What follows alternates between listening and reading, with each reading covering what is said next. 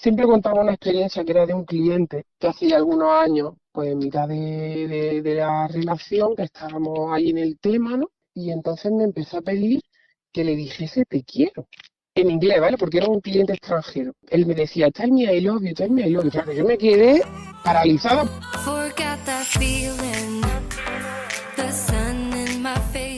Estás escuchando Escort, una historia oral de la prostitución en España.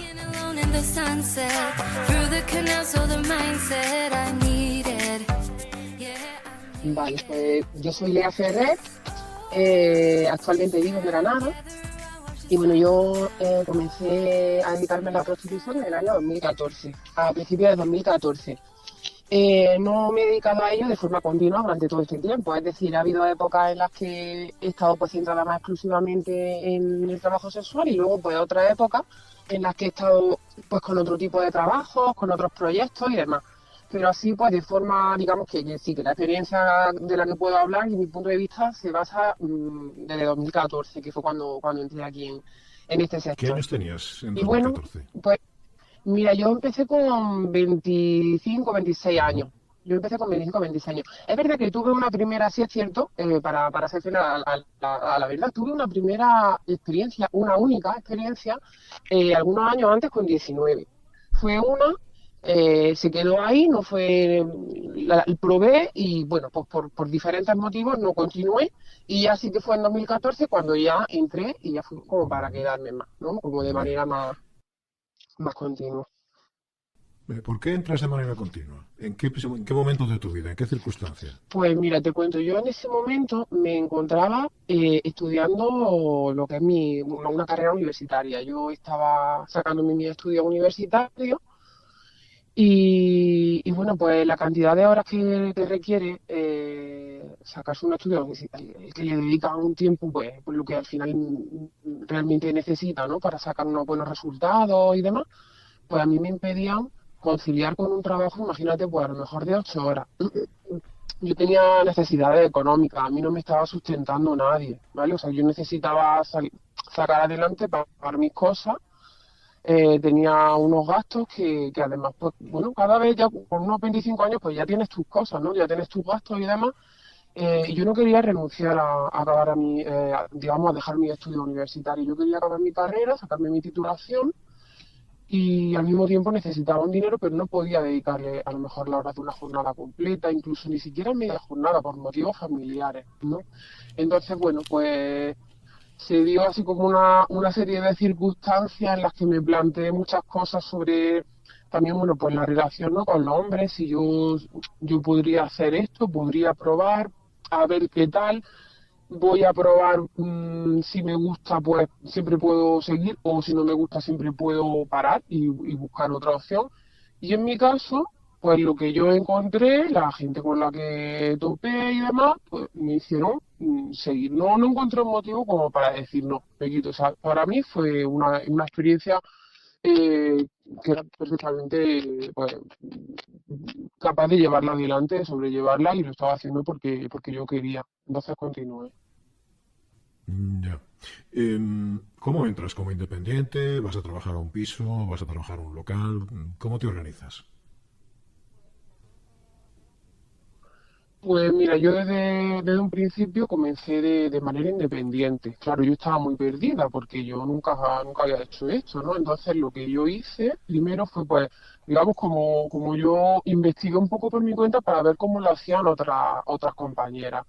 Entonces, bueno, pues como ya teníamos internet y demás, ya con nuestros móviles y eso, pues yo me metía por internet, veía más o menos lo que había por las fotos que se ponían las chicas, las tarifas que se ponían, así como un poquito para ir introduciéndome, ¿no? Para ver cómo hago yo esto, ¿no? Y nada, yo como no tenía sitio ni nada, porque yo no vivo sola, no vivía sola, entonces en mi casa pues era imposible, pues yo me acordé de que bueno, una conversación de entre amigos que decían, sí, el hotel ese que van las parejas cuando no tienen sitio, tal, y digo, pues mira, pues lo mismo puede ser una buena opción para mí. Y así lo hice. Entonces yo fui independiente y cuando me escribían los posibles clientes, pues me decía que nos tendríamos que ver en hotel. Y desde un principio lo hice así. Luego es verdad que más Ujú. adelante sí que he probado también en otros ámbitos. He estado en agencias, lo que es en casa, trabajando dentro de la casa y tal. Y también algunas agencias pues, que me organizaban la cita y yo acudía al sitio. Pero mayormente, mi trabajo mayormente ha sido como independiente, sí. Ujú. Bueno, tú empiezas, imagino que tenías tus miedos. ¿Qué es Mm, lo que te encuentras? Pues mira, yo sí es verdad que al principio estaba como muy reticente siempre por el prejuicio, ¿no? Que nos inculcan así como el sistema de que la prostitución, pues te vas a encontrar ahí con unos clientes que no te van a respetar o que van a ser agresivos, que no van a respetar tus límites, que van a lo mejor, pues no sé, o que no se asean, hombres raros, no era como la idea. Y claro, pues yo iba muy con los pies de plomo, siempre asegurándome para ver con quién me encontraba. Y la verdad te lo digo sinceramente, para nada, o sea, en ningún momento. Yo me he encontrado con hombres que son hombres normales, hombres reales, hombres que te los cruzas por la calle, en el supermercado, que puede ser, yo qué sé, tu hermano, tu padre, tu hijo, hombres normales. Es que no sé, hay como una especie de, de sensación por ahí de algunos que quieren difundir esta idea, ¿no? De que los clientes de la prostitución son hombres que sí son violentos, que son agresivos, que si no respetan, no, para nada. Yo puedo decir de mi experiencia que me he encontrado con personas Ujú. muy, muy respetuosas, educados, amables, y luego al final, pues sí, es verdad que también hay como en todos lados, ¿no? Pues a lo mejor te puedes encontrar con personas con las que tienes más afinidad, otras con las que tienes menos, pero personas normales y Ya. corrientes. ¿Qué, qué buscan, aparte de sexo? Entiendo que la mayoría buscan sexo, ¿no? Pero ¿qué más buscan? Sí, pero no solo es eso, sí, es verdad que hay ocasiones en las que buscan también pues, más la compañía, ¿no? Muchas veces pues buscan a alguien con quien poder hablar de su problema. Muchas veces yo en la cita pues nos pasamos más de media cita hablando y también quieren conectar contigo. Mira, yo creo que yo diría la palabra conexión. ¿Sabes? Porque eso es como conectar con alguien en un momento pues, de intimidad, de privacidad, poder abrirse. Y si bien es cierto que, bueno, en muchas ocasiones sí que es verdad que hay sexo de por medio, pues también hay otras en las que hay una intimidad, una cercanía, un afecto, que luego además con clientes que ya son más continuos, ya con el tiempo, van pasando los años y siguen viniendo y tal, pues ya establece hasta una confianza, una relación que ya es cercana, ¿no? Ya les coges afecto, ellos te lo cogen a ti, os preocupáis mutuamente por vuestra vida y cómo te va. O sea, es una relación en muchos casos muy bonita, yo puedo decir. Bien, has dicho antes hombres con los que te encuentras en el supermercado.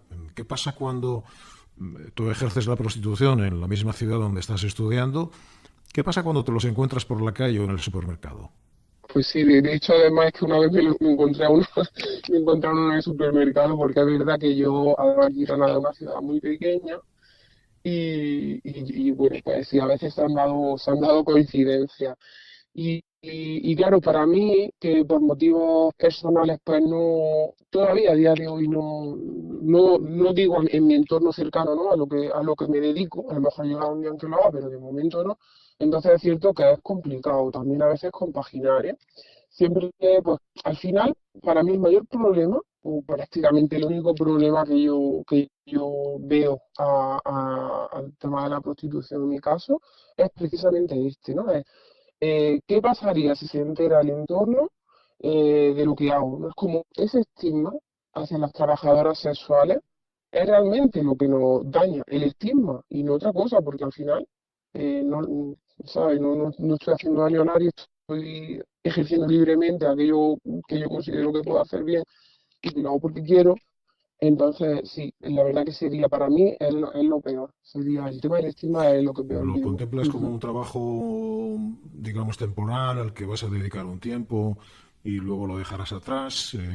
Un trabajo en el que, como muchas otras, puedes entrar y salir. ¿Cuál es tu visión de Pues esta mira, cuando dedicación? yo comencé sí que en el año 2014 sí que lo veía como algo temporal. sí que lo veía como, bueno, voy a hacer esto hasta que acabe mis estudios, ahorrar un poquito si puedo, y luego ya, pues, bueno, cuando ya tenga mi carrera, lo típico que quiere una, ¿no?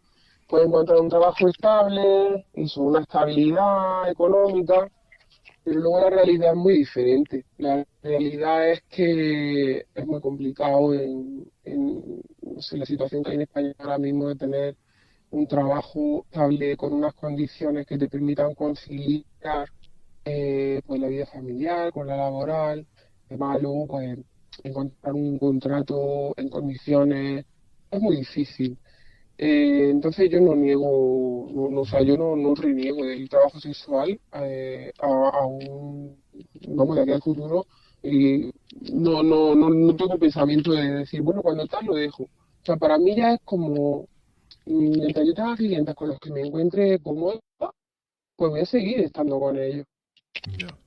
Mm. Entiendo, fíjate, escuchándote, pues bueno, rompes un poco el estereotipo que hay en el discurso oficial sobre las mujeres que se dedican a la prostitución. Dicen, bueno, no tienen otras posibilidades de trabajar, no tienen estudios universitarios. Entiendo que tú has terminado tu carrera. Sí, sí, yo terminé mi carrera, luego también hice un máster, Ujú. pero fíjate que a pesar de ello no es como dicen eso, dicen, es que normalmente las mujeres que se dedican a la prostitución es porque no han podido estudiar y no tienen otras opciones. Pues mira, aquí yo te presento mi caso, que tengo mis estudios, tengo mi máster y tengo opciones laborales, pero no me convencen, ¿por qué? Pues porque yo las ofertas de trabajo que yo me han ofrecido, bueno, incluso de hecho, los sitios donde yo he estado trabajando gracias a mi estudio, ¿vale? Gracias a esta carrera, gracias a este máster, pues han sido trabajos en los que a lo mejor yo tenía que estar todos los días, digamos, de 9 a 5 de la tarde, a lo mejor, más formaciones extras que no eran remuneradas, más cursillos que tenías que hacer por tal que tampoco eran remunerados, dedicando una cantidad de horas para recibir a lo mejor un sueldo con el que me llegaba para pagar la factura. Entonces, si yo tengo otra manera de gestionar mi economía, con mi cuerpo, con lo que sea, ¿no? Que es mi forma de hacerlo, digamos que no estoy sujeta a nadie y me permite más libertad y yo estoy a gusto haciéndolo, pues mira, yo lo prefiero.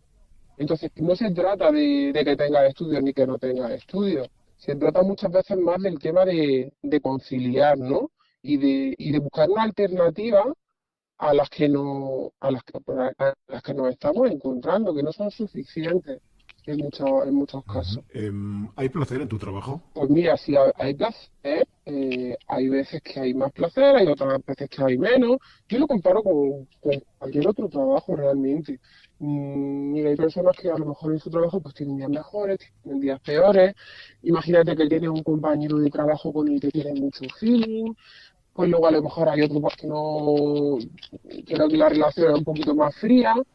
Pues está igual. Es que la gente se empeña como en o bien victimizar o bien, no sé, y también hay como un sector ahí que no se trata tampoco de romantizar. Yo no quiero romantizarlo y decir que es perfecto. Lo único que yo digo, que yo creo, porque bueno, desde mi punto de vista y la experiencia que tengo, es que es un trabajo igual que cualquier otro, que además puede llegar a sentir placer, claro que puede. No siempre a lo mejor y no siempre de la misma forma, pero por supuesto que sí se puede. También depende de la mentalidad que tú tengas, de cómo tú afrontes tu trabajo cuando tú eres una trabajadora sexual. Por eso es tan importante Ujú. que las personas que estamos dedicándonos a esto, que estemos porque queremos, ¿no? Es decir, eh, el sector está abolicionista que está tan intentando, pues, ahora con la ley está el año pasado con el tema este de que no han quitado las páginas web con todo el revuelo este de ciertos sectores políticos, ¿no? Eh, pues Sí. están como muy centrados Est- en el tema de que, a ver, espérate que se me ha ido un poco, Vale. perdona. Perdona, Alfredo, te estaba comentando lo del tema sí, de que estamos aquí porque queremos, ¿no? Entonces, te empiezo a explicar un poquillo lo que te estaba comentando. El sector este está como muy empecinado en que las que estamos haciendo esto, si tuviéramos otra alternativa, pues haríamos otra cosa, ¿no? Entonces, vale, pues si ese es tu punto de vista, lo que tienes que hacer es ofrecer esa alternativa. Mejóranos las condiciones en general, pues yo que sé, imagínate, de tema de alquileres, de tema de salario, de tema de condiciones de trabajo, de manera que la que esté haciéndolo porque se vea obligada, porque no tiene otras opciones, pues realmente puede decir, ah, no, mira, es que ahora ya sí tengo opciones, pues ya no quiero hacerlo. Y sin embargo, pues personas que, como en mi caso, y no soy la única porque conozco otras compañeras también, que lo hacen y están conformes y les gusta lo que hacen y disfrutan con ello. Queremos seguir aquí, seguiremos mientras, bueno, pues mientras que queramos. Pero claro, el problema es este, el problema no es decir, eh, como ellos pretenden, como este sector pretende decir, vamos a prohibir, vamos a abolir porque lo que estáis haciendo es una violencia contra la mujer o lo que sea. No, pues ofréceme alternativas, de modo que cuando existan esas alternativas ya veremos quién se queda y quién no. Pasa que esto a lo mejor pues no les interesa, no les interesa. Ya. Lea, has decidido contar tu experiencia en un libro. ¿Con qué intención? ¿Con qué propósito? Pues, pues sí, mira, yo comencé a escribir bueno, mira, a mí siempre me ha gustado mucho escribir. Entonces, cuando yo comencé a trabajar en la prostitución en el 2014, como yo no, como yo esto no lo compartía con nadie, como te digo, que yo en mi entorno no lo saben, pues yo mi manera de desahogarme era escribiendo un blog. Yo me abrí un blog y entonces pues yo ahí iba contando pues experiencias, pues me desahogaba también un poco, ¿no? Como todo lo que pasaba por mi mente, de las cosas que estaba viviendo, de todo lo que estaba experimentando. Y bueno, pues ahí fui creando pues una base que ya tenía ahí de unos cuantos escritos de 2014. Y la verdad que me gustaba bastante escribir, iba teniendo algunos seguidores que me comentaban, "Ay, qué bien, pues mira qué bien que expliques todo esto", porque es verdad que muchas veces falta, ¿no? Pues la opinión al final de las que estamos aquí, ¿no? Y nada, y luego pues mira, cuando vino la pandemia en 2020, pues ya sabes, todo ahí encerrado, sin poder salir y tal, pues dije, pues mira, ahora me voy a poner y voy a intentar escribir un libro con todo esto que yo ya tenía por aquí escrito y voy a darle forma de libro, de novela, pues para que, una forma de reivindicar, ¿no? Que también, pues las personas que estamos en mi posición, que somos trabajadoras sexuales, que estamos ejerciendo porque queremos, eh, que si no oiga, ¿no? Que se vea que esto Ujú. que no es una cosa puntual, no, es que aquí hay, de hecho hablo de algunas compañeras, hablo de experiencias también como para que se vea un poco, ¿no? eh, para que se entienda un poco cómo funciona esto aquí en España. Y bueno, pues al final una cosa llevó a la otra y me di cuenta de que no podía centrarme solo, o sea, a lo mejor podría haberlo hecho, centrarme sola y exclusivamente en el trabajo sexual, ¿no? Pero para mí es una parte muy, no sé, es como muy humano, ¿no? El trabajo sexual y tiene mucho que ver también con la forma de ser de la persona. Entonces al final, bueno, pues mira, empecé a meter cosas más personales, empecé a decir, bueno, es que todo esto que yo estoy haciendo lo hago porque tengo una forma de ser, porque he tenido determinadas vivencias y al final fui añadiendo hasta que al final, bueno, ha sido realmente una autobiografía en la que hablo pues desde mi infancia, ¿no? Y intentando pues demostrar que cuando hablamos de machismo hay que hablar, bueno, de machismo o de Ya. digamos, la violencia esta que este sector, ¿no? Yo es que me enfoco mucho en el sector este abolicionista porque creo que están tan equivocados, de verdad, que yo me enfoco mucho como en intentar entender que el problema no está en Ujú. la prostitución, ¿no? Si hay un problema, si hay un problema, eh, el problema está en la sociedad. El problema está en la sociedad. Entonces, yo hablo, mira, hablo de amigas a lo mejor que he tenido que han tenido una serie de problemas y no se han acabado dedicando a la prostitución. Eh, o a lo mejor yo he tenido peores experiencias en mis relaciones con los hombres que con mis clientes. O sea, eso para mí es muy importante, para mí es muy significativo. Es decir, es que yo Ay, me he llevado mucho mejor con muchos clientes que con muchas de mis parejas, ¿no? Entonces, pues eso es lo que intento un poco reflejar en el Es libro. que en una relación mujer-cliente todo está tasado, ¿no? Todo está de alguna manera pactado, es decir, se sabe hasta dónde se puede llegar, tiene una duración, que es algo totalmente diferente a una relación de otro tipo, ¿no? Pero lo que te quería preguntar es que has nombrado la pandemia.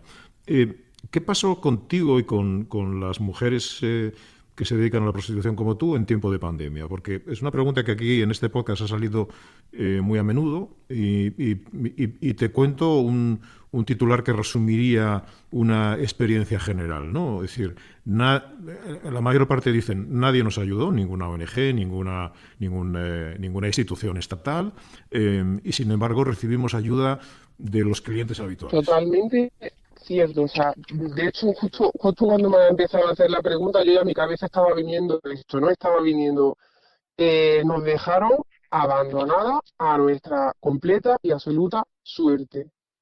¿Eh? Y entonces yo, cuando llegó esto, yo dije, "¿Y ya qué hago yo con mi vida?".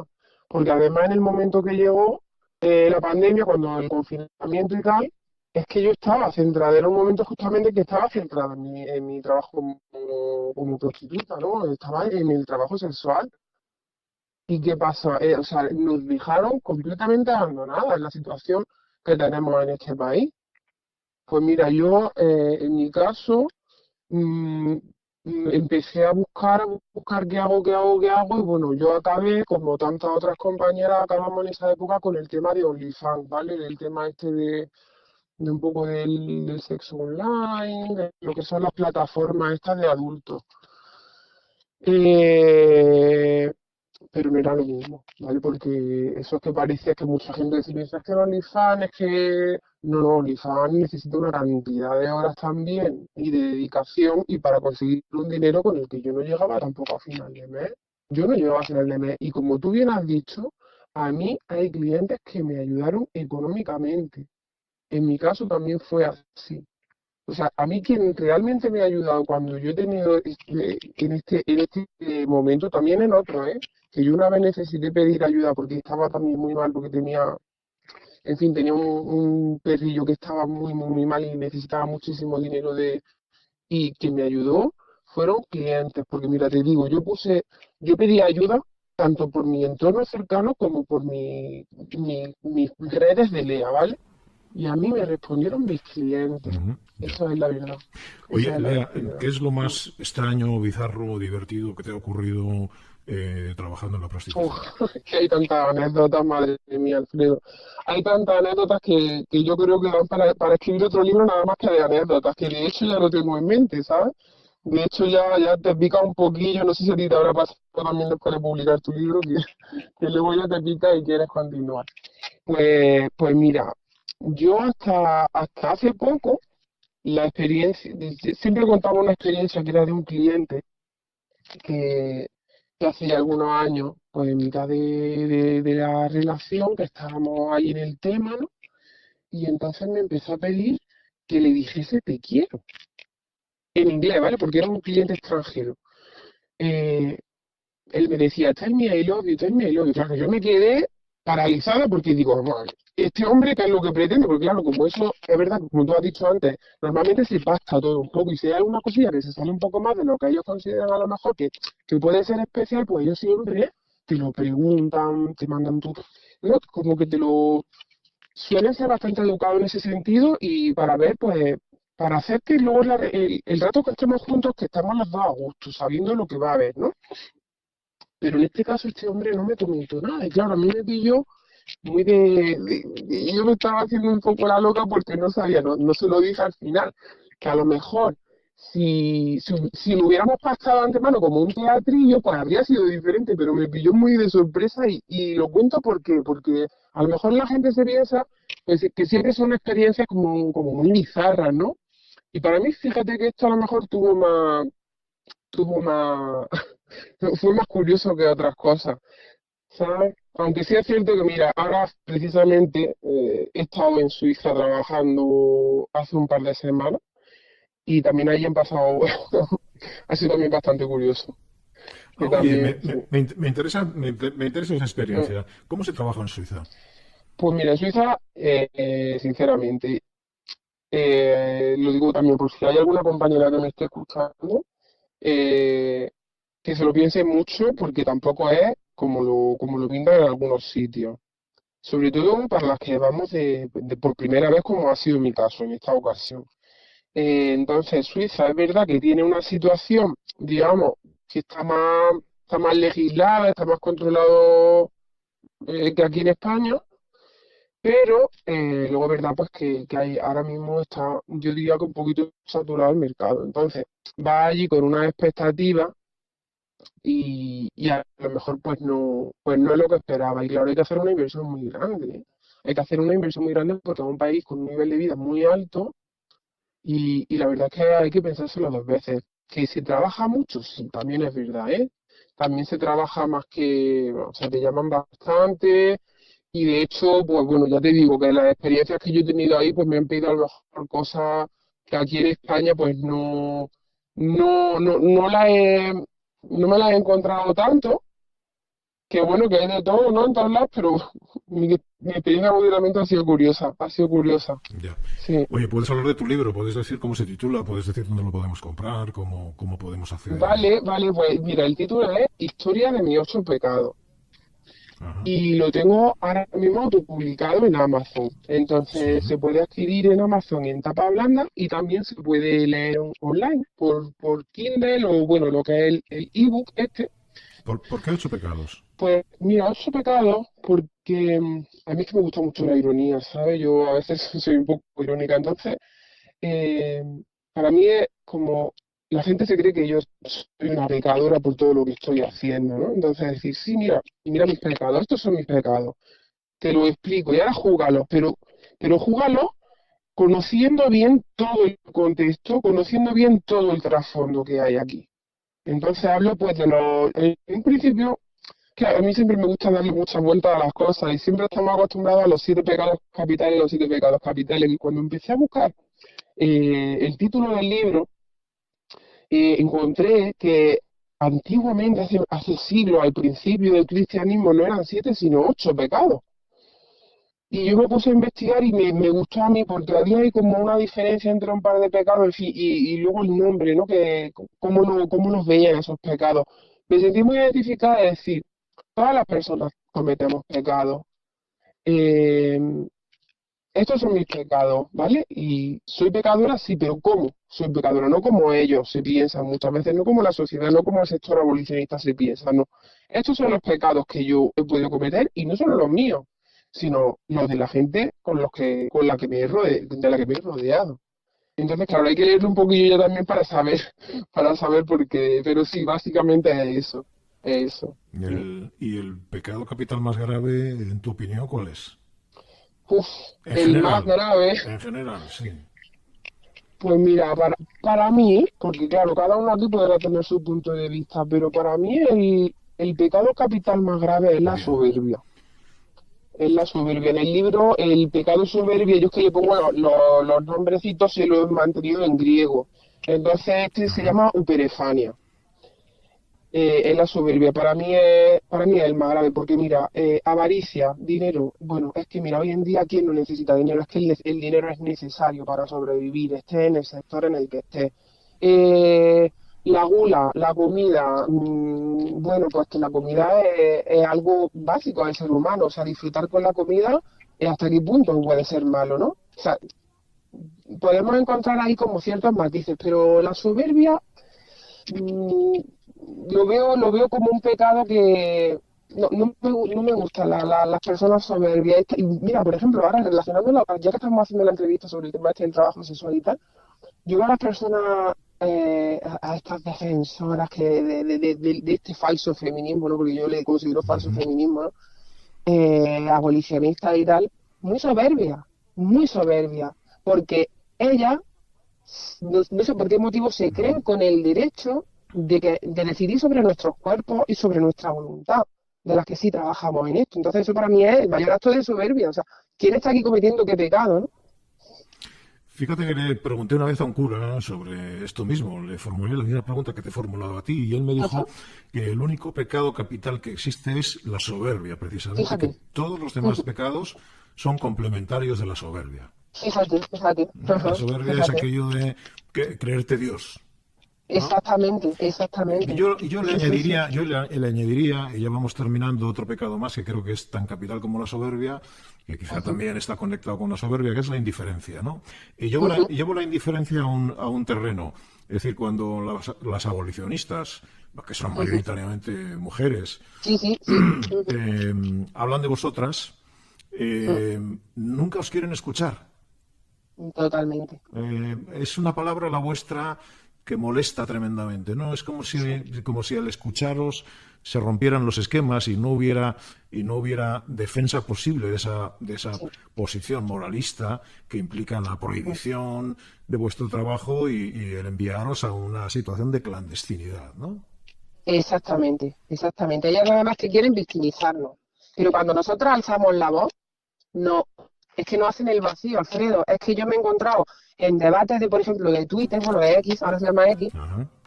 y es que no te responden. Es que te hacen caso en eso porque no quieren escuchar lo que decimos. Es así. La palabra molesta, vuestra palabra molesta. Sí.